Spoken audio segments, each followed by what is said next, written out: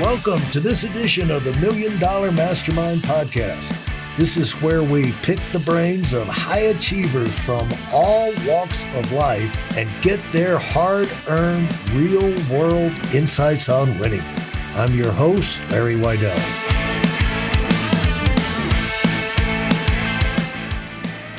I've always loved math and statistics and numbers. I tell people I always have math and numbers running around my head. And I kind of, taking you back to my origin story of my very first business. I was 10 years old. I asked my parents for $200 for a boom box. And they said, nope, go find a way to make your own money. We're not going to give you $200, get out of here. And they're like, the only money you get from us is $4 a week to cut the grass. And I'm like, hey, okay, I make $4 a week cutting grass. If I could go make, that 10 more times in a week, that's a great deal. So I asked if I could use their lawnmower. I went and proceeded to knock on neighbors' doors and, charge anywhere from $10 to $15 to mow grass for the neighbors. And I landed a few accounts. So just in my mind, as I'm doing that, I'm thinking, okay, if I do this many lawns, I knock on this many doors, I'll earn this much money. And then I'll have my end goal, my boom box, right? In 3.5 weeks or whatever it is. So I had a little notepad of how many doors I knocked on, how many accounts I landed. And that's how that process worked for me. That whole ROI, the whole process of determining that, seeing what worked, has something I've always really naturally enjoyed it. And I didn't know at 10 years old that this is a fundamental thing you should track in business. It's just kind of how my brain was wired. It is amazing how many people that turn into entrepreneurs started when they were kids they had an experience like that. When I was 8 years old, I don't know why. I have no idea how any of this was surreal, but I saw in TV Guide an ad that you could sell TV guides. Now, this is back in the 1820s, because I'm ancient. Yes. But for the 15 cents for a TV guide. And, that was how you found out what was on TV. There was nothing else. There was no cable or no internet. There's none of these guides that are on TV now. So you had to go to TV Guide. And somehow I built up a route in our neighborhood of 50 houses that I'd collect the 15 cents, give them their thing. I'd keep 4 cents and I'd send a check to the company for 11 cents times 50. And I was an entrepreneur. And that, when you're young and that gets in your system, it never leaves, Yeah. I wish someone had come along and told me about the lawn thing, because I could have made a whole lot more money, cutting grass. Yeah, the lawns was great, and then that turned into shoveling snow, and then peddling candy bars out of the middle school locker. So no, it was always a fun endeavor. Business was something for me that I really found identity and purpose and acceptance in. I mean, I wasn't the sports kid, the jock. I had big buck teeth and some headgear. Got bullied and beat up a lot growing up. So, I mean, business was just kind of my outlet and my escape. And I've just totally leaned into it.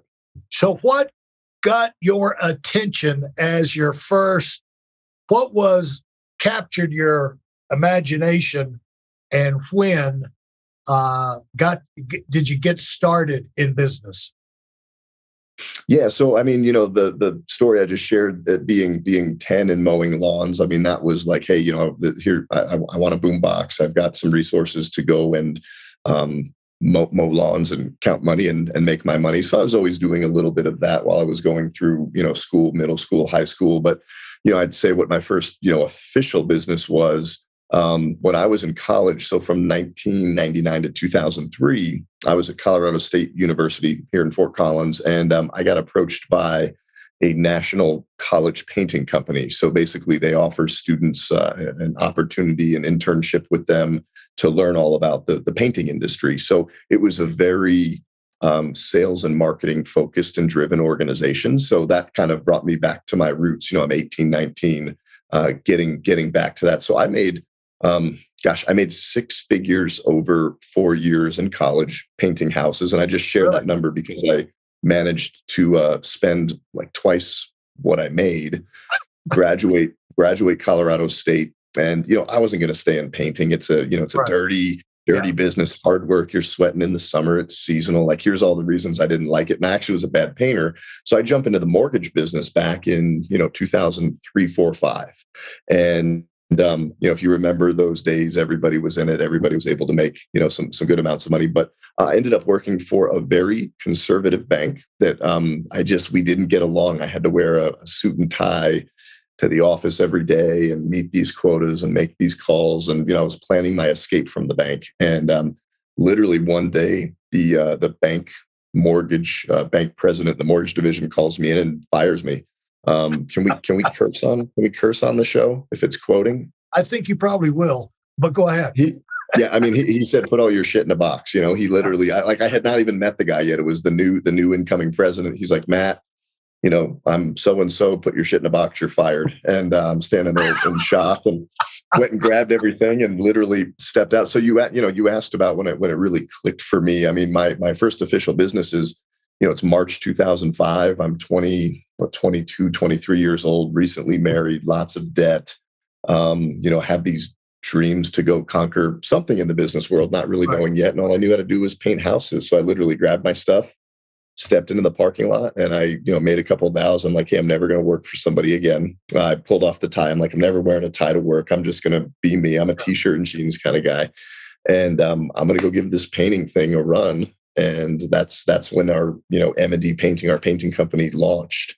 And then really never looked back. But I remembered those lessons from being 9 years old. I'm like, hey, I can knock on this many doors at this time. And I know how to do the proposals and the estimates, and just got right back into that space very quickly because I was forced to. My daughter, she just turned 11. She'll be 12 here in a couple of months. And right when she turned 11, all of her friends in school, 5th grade, they're getting cell phones. She goes, Dad, I want a cell phone.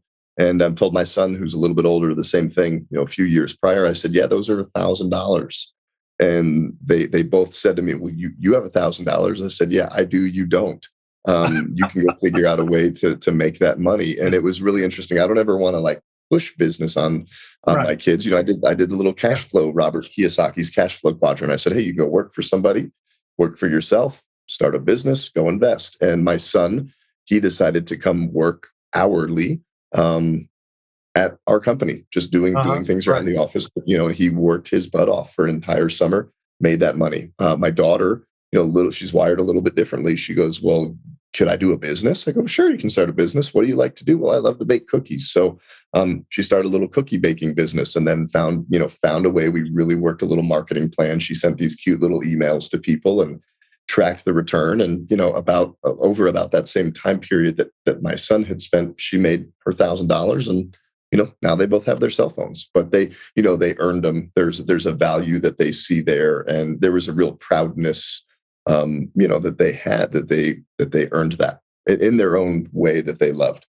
And what you've done there is you struck the fire of internal motivation.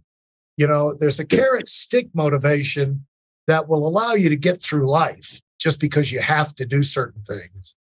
And, do this, you get an award. That's all external. But the greatness comes from internal motivation. When you're following your gut and things that get you excited and that you want to do, because those are the people that do the extras. And what you were talking about there is lighting that fire of internal motivation. Like, I can accomplish things, and also the thing about the idea of education, we're trying to get people, the kids to grow up and have some confidence and be able to think in their feet, stand on their feet, know how to solve problems, and it's not the lack of education, it's the lack of critical thinking, be able to, problem solving and all.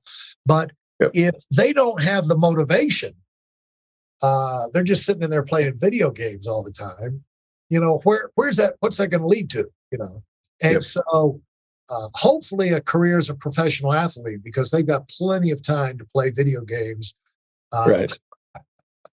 When they're not traveling or actually on the field, So anyway, the other thing that I like to point out is you took advantage of an opportunity to get some real world skills from that painting opportunity, because a lot of things come along and we don't take advantage of them. Why did you go?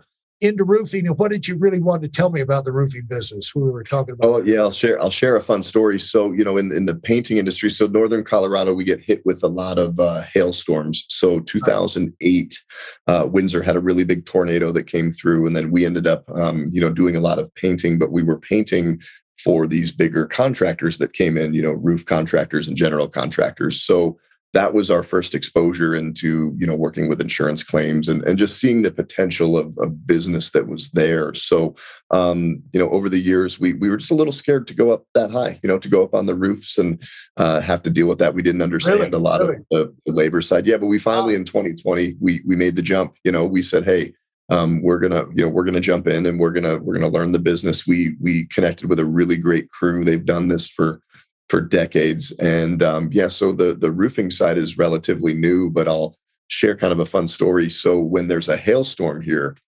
and it's usually every couple of years, you'll get a really big hailstorm. The roofers, they flock from all over, from Denver, the other big Colorado cities, Colorado Springs. They come in from Texas. They come in from everywhere. And literally 7 a.m. the morning after the storm, these guys just pounding on people's doors, in residential neighborhoods. And it's high pressure. They're lying. I mean, everything. So that's where that initial, on the initial bell curve, there's a good chunk of money right there. So we go out and that's just like, we knock on doors, right? But we have a totally different approach. But we go out this next day, it's 2 p.m. and they'd already had 30 people knock on their door. So we're knocking on doors and just, I'm getting very frustrated and disheartened because I'm knocking on a door and some guy that looks like he just got out of prison, he's standing, 2 feet behind me, getting ready to knock on the door. And this homeowner is just wide-eyed, like, holy cow, what's going on? So I came back to the office and I'm like, guys, we got to do something different. What is everybody doing? They're knocking on doors. And we said, what if we're the roofer that doesn't knock on doors? We kind of thought about that. And I love Spanish coffee, right? So I bring back coffee from Spain. We have a little coffee bar at our office. And I said, hey, what if we knock on doors and we offer people these Spanish coffee kits, right? Because we sell them online and everything. And one of my team members, they go even one step further. They're like, well, why don't we just reach out to a local coffee shop and see if we can go there every Friday morning and for 2 hours just pay for everybody's coffee that comes in. So we have this light bulb moment. So check this out, like 20, 30 roofers knocking on the door, and these homeowners, they're just flying the middle finger, get off my doorstep, like leave me alone, leave me alone. So then we come out, we've made these little postcards, knocked on the door. Hey, I'm Matt. I'm with M&D Roofing, but not here to talk to you about your roof. And they kind of looked at me, right? So like, that's my hook. They go, what do you mean? So I just wanted to invite you to free coffee. We're buying coffee for all the neighbors over at the, Ziggy's 8 to 10 a.m. And they kind of look at me and they're like, what? I said, yeah, come on over, get some coffee. And then I take off. Yeah. Like, I don't want to climb on your roof. I don't need your insurance papers, any of that. And they're like, well, can you look at my roof? So all of a sudden, just this, this little shift, we landed close to, I think we last checked about $400,000 worth of work over, we spent 8 weeks and probably $10,000 on coffee at a local coffee shop. So we're giving money to the local business community. We're meeting with people, and we literally would just sit at the coffee shop and, hey, have a nice day, enjoy your coffee. Of course, we want business, right? Like we're in business to feed our family, but we're not sitting here just pounding their door with the same BS that all these other guys are doing. And was really refreshing. I mean, it was fun for us. We really enjoyed it. And again, $10,000 lands us $400,000. Talk about the experience of coming through that. Writing the book, and it doesn't sell itself, because there are a lot of people that have made it through writing the book and then they're shocked that it doesn't sell itself. So I've got friends all the time writing books, and then they're like you, like I'm sure you've got friends the same thing. They see you write a book and they say, well, okay, I've wanted to write a book. Okay, now I'll do it. But then they're surprised. And not all the marketing works, but you've got to do marketing, and a lot of it's to find out what works and what doesn't work. But what have you found out about marketing a book? What I found out is, I'll kind of even back up one step. Is it's like, well, why are you writing the book? I meet so many, business owners, and they They did a self-published paperback. They wrote it, Right. proofread it once, and it's like their business card, right? So it's like, they're an author. They're an author technically on paper, but it's like, are you an author? Like Right. you are going out and you have a message to share and you're really passionate about it. So I mean, I didn't know that when I wrote the book. I just thought people are going to be like, oh, Matt, yeah, buy his book. But it's just like anything, with painting. I was knocking on doors. I knocked on this many doors. I did this many proposals. It's like, what is the method you're going to use to sell that book? And there's so many ways you can do it. I'm going to go on a podcast. There'll definitely be listeners that purchase your book. I bumped into a guy in Las Vegas, kind of a crazy story. It's I'm an early riser. I'm in Las Vegas at 5 a.m, waking up to start my day. A lot of people are wrapping up their evening. And there's this really cool gentleman. He sits there. He goes at 4 a.m. every morning, and he has a little sign. He's a realtor, and he has a book. So he's got his realtor sign and his book. And people walk in, and he sells, 2 or 3 books a day, right? So you do that every day. That's 1,000 books a year. Like that's his method. He's committed to that. He's passionate about the message that he's sharing. So there needs to be a bigger reason behind it, because it's a huge time investment. It's a huge financial investment, whether you're directly paying for these services to put the book together. You're also stepping away from whatever your earning potential is. Right. And you've got to be committed, and you've got to look at it through a 10-year window, Right. But again, your method is your method. Yeah. And so talk about now what you've learned by speaking to other groups, and basically, are you continuing to learn? That's what, how motivated are you compared to when you got started, as you've gone, your 5, 10, 15, 20-year stages along the journey being an entrepreneur. Has it been worth it? Can you imagine yourself doing anything else? How's your life? What kind of life have you been able to build for yourself? Yeah, so a lot of questions there. I am definitely still motivated. I'd say more motivated. In 2005, I'm fired. I need to make $2,800 in 28 days, and I know how to go do it knocking on doors. So back then, hey, I'm Matt. I want your money. Like, I'm not talking about purpose, vision, pouring into people, leadership, being vulnerable. I'm like, give me your money. Like it was, cog in a wheel, make the numbers work. And now, like, you have kids. Whoa, I'm responsible for teaching them lessons about life.